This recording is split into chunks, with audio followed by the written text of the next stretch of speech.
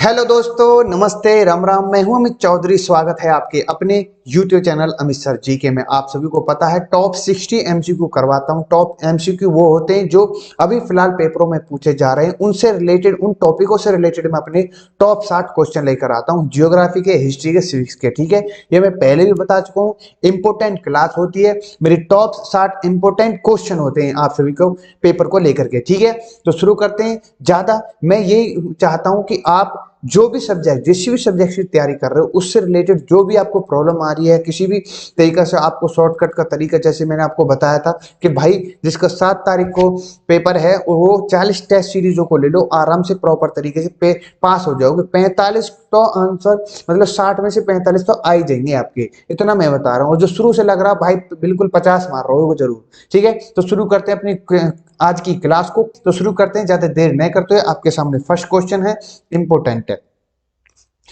किसने कहा था मैं ऐसे आदेश देता हूं जो राज्य के लिए हितकर है, राज्य के हित में है। मैं यह नहीं जानता कि शरीयत में इसकी इजाजत है या नहीं, या फिर जो प्रजा है उसके अंतर्गत ये चीजें अलाउड है या नहीं, ये सभी चीजें पूछी। ये किसने बोला था, ये किसने कहा था? अलाउद्दीन खिलजी ने, मोहम्मद बिन तुगलक ने, बलबल ने, इल्तुतमिश। ये इस प्रकार से क्वेश्चन पूछ रहा है। जो मुगल का, मैं आप पहले बता दूं, गुलाम गुलाम से मुगल वंश के बीच में जितने भी शासक रहे हैं, जितने भी इंपोर्टेंट शासक हैं, उनके इन मतलब जैसे वचन कह लो या फिर कुछ कहावत कह लो, या फिर उससे रिलेटेड कहाँ पर उसका मकबरा है, कहाँ पर उसका जन्म हुआ, या एक दूसरे से रिलेटेड उस समय की क्या राजधानी किसने स्थापित करी थी, ये सभी चीजें पूछ रहा है आजकल। ठीक है, सीटेट के अंतर्गत। ठीक है, जैसे जैसे डे बढ़ते जा रहे हैं तो टफ थोड़ा सा क्वेश्चन एग्जामिनर कर रहा है। ठीक है, तो इसका आंसर जो होता है वो है अलाउद्दीन खिलजी। काफी क्वेश्चन पूछ रहा है अलाउद्दीन खिलजी से, तो वो जो मोस्ट इंपोर्टेंट अलाउद्दीन खिलजी के लिए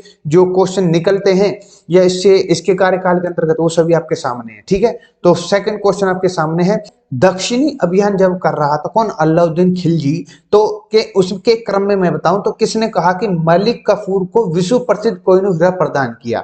ठीक है, ये इंपोर्टेंट है। मालिक कफूर ने यह हीरा सुल्तान अलाउद्दीन खिलजी को भेंट कर दिया। तो रामचंद्र प्रताप रुद्रदेव, वीर बल्लाल, वीर पाउंड, ये दक्षिण अभियान के क्रम में किसने मालिक कफूर को विश्व प्रसिद्ध कोहिनूर हीरा प्रदान किया था? किसने किया था? प्रताप रुद्रदेव। इंपोर्टेंट क्वेश्चन है। दक्षिण अभियान जब चल रहा था, आक्रमण कर रहा था अलाउद्दीन खिलजी, आप सभी को मैं ऑलरेडी क्लास में बता चुका हूं कितने इसके अभियान हुए हैं, दक्षिण अभियान। ठीक है, उनको एक एक राज्य को और कौन कौन उस समय का राजा रहा, ये सभी चीजें मैं ऑलरेडी बता चुका हूं। तो प्रताप रुद्रदेव इंपोर्टेंट है, इस बात को रख सकता है, ये इंपोर्टेंट है। कोहिनूर हीरे की बात आ रही है इसलिए। नेक्स्ट क्वेश्चन की तरफ चलते हैं। नेक्स्ट क्वेश्चन, अलाउद्दीन खिलजी ने किसके कहने पर सिकंदर महान के समान विश्व विजय की योजना त्याग दी? ये अल्लाह मुल्क था, अमीर खुसरो था, काजी मुक्सुद्दीन था, या फखरुद्दीन था? इंपोर्टेंट है। अल्लाह मुल्क जो था, इसके कहने पर सिकंदर महान ने अपने आप को, मतलब उसके समान समझा, विश्व विजय की योजना त्याग कर दिया था। पहले तो समझ रहा था, पर लेकिन जब अल्लाह मुल्क से मिला, बैठा, मतलब कुल मिला के इसने जब अपने बातें रखी तो उसकी समझ में आ गया कुछ। ठीक है, तो जो विश्व विजेता बनना चाह रहा था अलाउद्दीन खिलजी, वो योजना त्याग दी थी इसके कहने पर। ठीक है, अल्लाह मुल्क से। नेक्स्ट क्वेश्चन पर चलते हैं। किसने 4 अध्यादेश, इंपोर्टेंट है, जब्ती गुप्तचर प्रणाली का गठन, दिल्ली में मद निषेध, अमीर के मेल मिलाप पर पाबंदी जारी की? बलबन, अलाउद्दीन खिलजी, इल्तुतमिश, मोहम्मद बिन तुगलक। सिंपल है, अलाउद्दीन। काफी क्वेश्चन आ रहे हैं मेरे भाई, सभी क्वेश्चन आपके सामने हैं। ठीक है, नेक्स्ट है, किस सुल्तान ने एक नया मंत्रालय दीवान ए रियासत, जिसे वाणिज्यिक मंत्रालय कहा जाता है, इसकी स्थापना करी? अलाउद्दीन खिलजी, मोहम्मद बिन तुगलक, गयासुद्दीन तुगलक, या फिरोज शाह तुगलक? सिंपल आंसर है अलाउद्दीन खिलजी ने। इंपोर्टेंट है, निशान लगा लेना। ठीक है, नेक्स्ट है, किसने सैन्य शासन के क्षेत्र में दाग, घोड़ी पर दाग, अथित चिन्ह लगाना? देखो इंपोर्टेंट है, होलिया पहचानने का, एवं होलिया सैनिक के पहचान के चिन्ह प्रचलन किया तो वो अलाउद्दीन खिलजी। ये सभी चीजें इंपोर्टेंट है। मैं इसलिए क्वेश्चन के ऑप्शन दे रहा हूँ, क्वेश्चन को रिलेट करके, सुमेलित करके नहीं दे रहा। एक क्वेश्चन में कई क्वेश्चन आ जाएंगे, फिर समझ में कुछ नहीं आएगा। अलग अलग बातें, हर चीज को मैं अलग अलग और ऑप्शन के साथ आपके सामने डाल रहा हूँ प्रश्न उत्तर। ठीक है मेरे भाई, इंपोर्टेंट है सभी चीजें। नेक्स्ट है, किस सुल्तान ने सैनिकों को भू अनुदान के स्थान पर नगद वेतन देने की प्रथा चलाई? वो था अलाउद्दीन खिलजी मेरे भाई। देखो इंपॉर्टेंट है, जितने भी कार्य का अपने कार्यकाल के अंतर्गत जितने भी कार्य करे इसने, क्रिया करी, जो भी चीज करी इसने अलाउद्दीन खिलजी, वो सभी मैं क्वेश्चन के अनुसार आपको समझाता चल रहा हूँ, ठीक है। नेक्स्ट है यकस्पा, जिसे एक घोड़ा वाला सैनिक कहा जाता है तथा दो अश्वा। अश्वा का मतलब होता है, पर्यायवाची शब्द है, दो घोड़ा मतलब घोड़ाई। तो दो अश्वा मतलब दो घोड़े वाला सैनिक। प्रथा का आरंभ किसने किया था? वो था अलाउद्दीन खिलजी। और सभी के सभी गलत हो जाते हैं, इंपॉर्टेंट है। नेक्स्ट है सराय अदल निम्नलिखित में से किसका बाजार था? गल्ला का, वस्त्र एवं अन्य वस्तुओं का बाजार था, या फिर दासों, घोड़ी और मवेशियों का था, या फिर छोटी छोटी वस्तुओं का बाजार था? आज के समय में जो सदर बाजार है वही है सराय अदल, ठीक है। तो वस्त्र और अन्य वस्तुओं का बाजार था, ये इंपॉर्टेंट है, अलाउद्दीन खिलजी के समय के नाम है, ठीक है। नेक्स्ट है दिल्ली स्थित सीरी किला, जिसे सीरी फोर्ट कहा जाता है, हजार सतून राजमहल, जिसे हजारों खंभों वाला राजमहल, इसका निर्माण किससे श्रेय, इसका जो श्रेय जाता है किसको जाता है? बलबन को, जलालुद्दीन फिरोज खिलजी को, अलाउद्दीन खिलजी को, मोहम्मद बिन तुगलक को। तो सिंपल है, अलाउद्दीन खिलजी को इसका श्रेय जाता है, इंपॉर्टेंट है, पूछ सकता है इसके बारे में भी। नेक्स्ट है किसने रसम ए मियान, बीच का रास्ता जिसे कहा जाता है, रसम ए मियान आपसे पूछ सकता है, इसका अर्थ क्या बनता है? बीच का रास्ता। वह तारीक ए एल दाल सुल्तान तरीका नाम से राजस्व सुधार की व्यवहारिक नीति अपनाने वाला गयासुद्दीन तुगलक था, मोहम्मद बिन तुगलक था, या फिर अलाउद्दीन खिलजी था, या फिर फिरोज शाह तुगलक? अभी तक ये सभी की सभी बातें रसम ए मियान तारीख ए एलदल ये था, ये आपका गयासुद्दीन तुगलक। इंपोर्टेंट है, अलाउद्दीन खिलजी मत लगा कराना, ये यहाँ पर राइट आंसर हो जाता है। नेक्स्ट क्वेश्चन पर चलते हैं, एक मिनट रुके, पेन थोड़ा सा मोटा चल रहा है, वेट फॉर इट।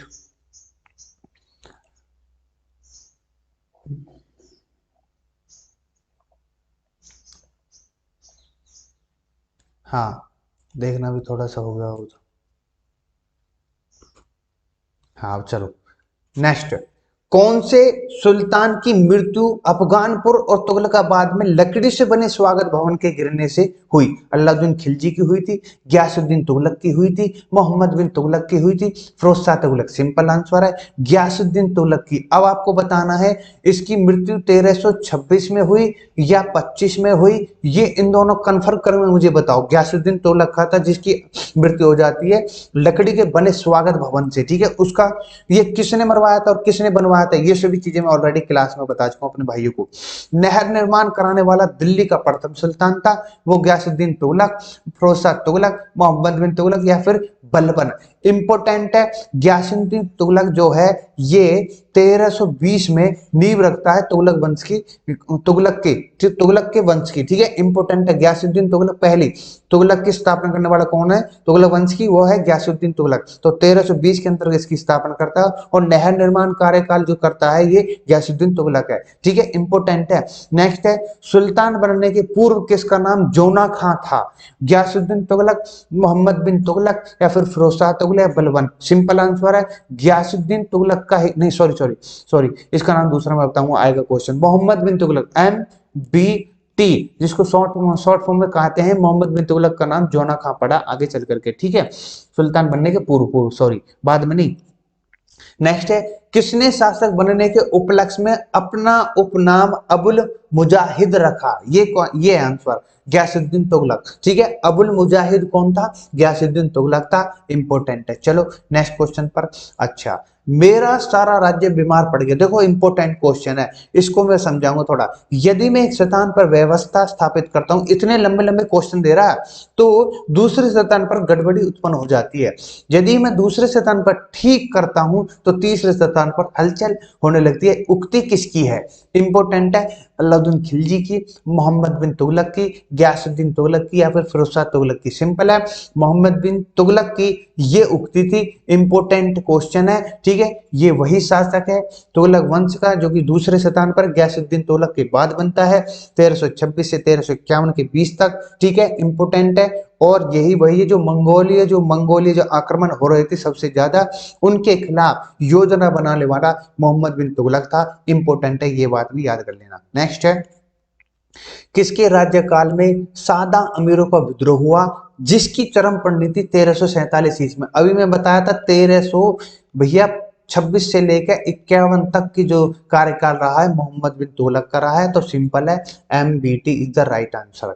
नेक्स्ट है अच्छा, अब आते हैं सिविक्स पर, थोड़ा संसद से रिलेटेड में चल रहा हूँ, समितियां आने लगी हैं संविधान से रिलेटेड, ठीक है, इंपोर्टेंट है, मैं बता दूं सारी समितियों के बारे में, और जो कि इंपोर्टेंट है आप सभी के पेपर को लेकर के, ठीक है। तो भारत में जो नई संसदीय समिति आई थी, प्रणाली हुई थी, वो कब शुरू हुई थी? 1984, 87, 91, 94, सभी को पता है 1991 में ये जो संसदीय समिति प्रणाली की शुरुआत हुई थी वो 1991 में हुई भारत के अंतर्गत, नई संसदीय समिति की बात कर रहा हूँ।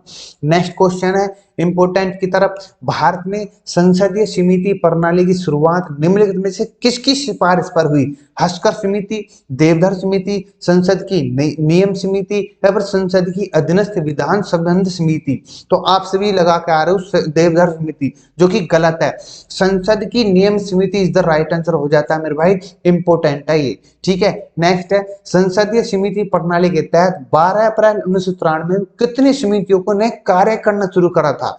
11, 17, 22, सीधा सीधा क्वेश्चन पूछ रहा भाई, 17, ठीक है, 17 जो समितियां उन्होंने कार्य करना पूर्ण कर दिया था 1993 के अंतर्गत, ठीक है, इंपोर्टेंट है। नेक्स्ट है संसद के कितने प्रकार की समिति, मैं शुरू से बिल्कुल बेसिक रूप से और नीचे तक मैं हर चीज को, समिति कौन सी थी, किसको समिति कहा जाता, ठीक है, ये सभी चीजें एंड तक मैं बताता चलूंगा, ठीक है, इंपोर्टेंट है। अभी शुरुआत है संसद क्या है, समिति है क्या, कब शुरुआत हुई, कौन कितनी समितियां थी, कितने ने कार्य किया, ये सभी चीजें आपके समझ में आ रही होगी। अब आगे बढ़ते हैं, संसद के कितने प्रकार की समितियां होती हैं? स्थायी समिति होती है बिल्कुल, तथा समिति ये भी, उपरोक्त दोनों, यहाँ पर सी इज द राइट आंसर हो जाता है मेरे भाई। नेक्स्ट है निम्नलिखित में से कौन स्थायी समिति है? प्रकलन समिति, लोकलेखा समिति, या नियमित समिति, या उपरोक्त सभी? तीनों यहाँ पर राइट आंसर हो जाते हैं, नियम समिति, लोकलेखा और प्रकलन, तीनों इंपोर्टेंट है आप सभी के लिए मोस्ट। अब प्रकलन क्या है, लोकलेखा, क्वेश्चन के अनुसार मैं अपने भाइयों को समझाता चलूंगा। नेक्स्ट है निम्नलिखित में से कौन तथार्थ समिति है? अब मैं बताऊंगा, याचिका समिति, विशेष अधिकार समिति, आवास समिति, या परवर समिति? यहाँ पर राइट आंसर हो जाता है जो तथार्थ समिति है वो है परवर समिति, इसका दूसरा नाम कह लो उसको, ठीक है। नेक्स्ट है किस समिति को स्थायी मिथ्याव्ययता समिति भी कहा जाता है? वो है प्रकलन समिति, इंपोर्टेंट क्वेश्चन है। मिथ्याव्ययता समिति किसको कहा जाता है? प्रकलन समिति। तथार्थ समिति को कहा जाता है परवर समिति। ये सभी चीजें इंपोर्टेंट है। नेक्स्ट है प्रकलन जो समिति है ये लोक सेवा की समिति होती है, लोक सेवा की इस प्रकलन समिति में टोटल 30 सदस्य होते हैं, ये आपको मैं ऑलरेडी बता चुका हूं, लेकिन प्रकलन समिति जो कि इंपोर्टेंट है लोकसभा समिति के अंतर्गत आती है, इसी को कहा जाता है। 30 टोटल इसमें सदस्य होते हैं, ये भी आपको पता होना चाहिए। धीरे धीरे सभी को मैं बता दूंगा। 30 सदस्य प्रकलन समिति, संसद के किस सदन को समिति कहा जाता है? वो है लोकसेवा, ठीक है। टोटल कितने सदस्य मेरे भैया? 30, ठीक। नेक्स्ट है निम्न में से कौन सी एक सबसे बड़ी संसदीय समिति है? लोकलेखा समिति, प्रकलन समिति, सरकारी उपकरण, याचिका समिति? देखो इंपोर्टेंट है, प्रकलन समिति इज द राइट आंसर हो जाता है, बी यहाँ पर राइट आंसर हो जाता है। 30 सदस्य होते हैं। प्रकलन समिति का क्या अर्थ है ये भी समझ लो। अर्थव्यवस्था में संगठनात्मक प्रशासनिक सुधार के तरीकों का प्रतिवेदन प्रस्तुत करना है, ये भी गलत है। देश की आर्थिक स्थिति पर संसद में आर्थिक सर्वेक्षण प्रस्तुत करना, बिल्कुल। संसद में प्रकरणों के प्रस्तुत करने के लिए प्रारूप में विषय सिफारिश करना, ये भी है। तो यहाँ पर मेरे भैया D is the right answer हो जाता है। बी और सी दोनों के दोनों राइट है, ठीक है मेरे भाई, वही प्रकलन समिति होती है। नेक्स्ट पूछ रहा है प्रकलन समिति के सदस्य संसद के दोनों सदनों से चुने जाते हैं। प्रकलन समिति में लोकसभा के सदस्यों में चुने जाते हैं। सिंपल है, 30 सदस्य होते हैं प्रकलन समिति, वो भी लोकसभा के होते हैं, ठीक है। इंपोर्टेंट है, प्रकलन समिति किसको कहा जाता है? लोकसभा के सदस्यों को कहा जाता है। टोटल 30 होते हैं, तो इंपोर्टेंट है, ना कि राज्यसभा इसमें ऐड होते हैं सदस्य, ये गलत बात है, ठीक है। नेक्स्ट चलते हैं, इंपोर्टेंट है, ये याद कर लेना। नेक्स्ट इसमें कहा गया है कि निम्नलिखित में से वह समिति कौन सी है जिसमें राज्यसभा का कोई सदस्य नहीं होता? तो राज्यसभा का किस समिति में नहीं होता?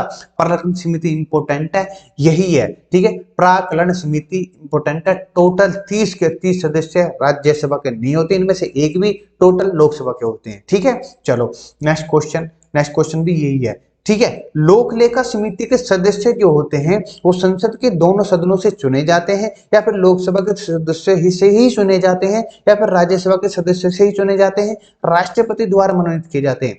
लोक लेखा जो समिति होती है इसको 15 तो इसमें मेरे भाई इंपॉर्टेंट है लोकसभा के होते हैं, और मेरे भाई 7 जो होंगे वो होते हैं राज्यसभा के। ठीक है, टोटल कितने हो गए मेरे भाई 22 हो गए। अब 22 जो लोक लेखा समिति के अंतर्गत है, जिसको राज्यसभा के अंतर्गत राज्यसभा कहा जाता है, जिसमें 15 लोकसभा के हो गए और 7 राज्यसभा के, वो लोक लेखा समिति होती है। ये भी आपको पता होनी चाहिए, टोटल इंपोर्टेंट है जो भी चीजें मैं बता रहा हूँ अपने भाइयों को। ठीक है, नेक्स्ट है लोक लेखा समिति, वही चीज पूछ ली। 15 सदस्य तो होंगे लोकसभा के और 7 सदस्य होंगे मेरे भाई आपके राज्यसभा के। टोटल कितने हो गए मेरे भाई 22 हो गए। लोक लेखा समिति आपके लिए इंपोर्टेंट है, आपसे क्वेश्चन कर सकता है इसके बारे में। प्राकलन समिति और लोक लेखा समिति में डिफरेंस, सदस्य और कौन सी क्या होती है, कहां से होती है, समितियां कब शुरू हुई, ये सभी चीजें आपके समझ में आ गई होंगी मेरे भाई। ठीक है, नेक्स्ट चलते हैं। कुछ ज्योग्राफी के क्वेश्चन है जो कि मोस्ट इंपोर्टेंट। ठीक है, बाकी मैं पीडीएफ में डाल दूंगा, आप उसमें से कर लेना। ठीक, भूमध्य रेखा से उत्तर या दक्षिण किसी दिए गए स्थान का कोणीय दूरी कहलाती है। ये टेस्ट सीरीज में मैंने करवाया है। प्रधान देशांतर, देशांतर, अक्षांश। तो सिंपल है, अक्षांश कहलाती है। इंपोर्टेंट क्वेश्चन है, भूमध्य रेखा से उत्तर या दक्षिण किसी दिए गए स्थान की कोणीय दूरी क्या कहलाती है, वो अक्षांश। ठीक है, नेक्स्ट। निम्नलिखित में से वृत्तवृत्त जिसे ग्रेट सर्कल का उदाहरण कहा जाता है वो कर्क रेखा है, मकर रेखा है, या फिर भूमध्य रेखा है, या फिर आर्कटिक है। वृत्तवृत्त की बात कर रहे हैं, ग्रेट सर्कल की बात करें तो वो है भूमध्य रेखा, विषुवत रेखा, 0 डिग्री अक्षांश रेखा। ठीक है मेरे भैया, इंपोर्टेंट है भाई, समझ लेना, परख लेना और दोबारा रिपीट करके फिर देख लेना। ठीक है, नेक्स्ट चलते हैं। ट्रॉपिक ऑफ कैंसर निम्न में से क्या है? एक प्रकार की रक्त संबंधी बीमारी है, गलत। कैंसर की रोकथाम के एक वैज्ञानिक उपकरण है, ये भी गलत है। 23 डिग्री उत्तरी अक्षांश रेखा है, ये ठीक है। ट्रॉपिक ऑफ कैंसर है 23.5 डिग्री और उत्तरी अक्षांश में, जैसे कि ये पृथ्वी है, बीच में 0 डिग्री है, ऊपर जो ये है ट्रॉपिक ऑफ कैंसर है मेरे भाई। ठीक है, और ट्रॉपिक ऑफ कॉप्रिकॉर्न जो है, ये जो नीचे की तरफ है जो 0 डिग्री होगी, ये जो है ट्रॉपिक ऑफ कॉप्रिकॉर्न, ये 23.5 डिग्री दक्षिण में स्थित है। इंपोर्टेंट है, दोनों चीजें मैं समझा चुका हूं अपने भाइयों के लिए। और 0 डिग्री भूमध्य रेखा, विषुवत रेखा होती है अक्षांश के रूप में। अक्षांश पूला है, बोझा है, तो मैं बता चुका हूँ। आशा करता हूँ सभी चीजें समझ में आ रही होंगी। जो जो क्वेश्चन मैं आपको समझा रहा हूँ, जितने भी क्वेश्चनों को मैं मुझे जितना भी लग रहा है ना भाई यहाँ से क्वेश्चन पूछ सकता है, यहाँ से, वो सभी टॉपिक्स एक दूसरे रिलेट करके आपके सामने रख रहा हूँ। ठीक है, ताकि आप अच्छे से अच्छा करके आओ पेपर में। ठीक है, नेक्स्ट क्वेश्चन। ध्रुवों की तरफ जाने पर अक्षांश रेखाओं के व्यास की प्रकृति कैसी होती है? यह स्थिर रहती है, घटती है, बढ़ती है? पहले घटती है पुनः घटती है। आप गूगल मारोगे तो डी आ रहा है यहाँ पर, लेकिन यह घटता है। इंपोर्टेंट है, किस प्रकार घटता है, सभी चीजें ऑलरेडी टेस्ट सीरीज में करवा चुका हूँ। बात यहाँ पर कर रहे हैं क्वेश्चनों की, कौन से रिलेटेड क्वेश्चन है। ठीक है, वो सभी चीजें मैं करवा चुका हूँ अपने भाइयों के लिए। नेक्स्ट है, धरातल पर 1 डिग्री अक्षांश की दूरी निम्न से किसके बराबर होती है? 11 किलोमीटर, 111 किलोमीटर, 21 किलोमीटर, 121। पूछ रहा है धरातल पर 1 डिग्री अक्षांश की दूरी 111 किलोमीटर होती है। बिल्कुल राइट आंसर हो जाता है। ठीक है, इंपोर्टेंट है। नेक्स्ट है, भूमध्य रेखा के अतिरिक्त कौन सी अक्षांश रेखा पृथ्वी के 2 बराबर भागों में विभाजित करती है?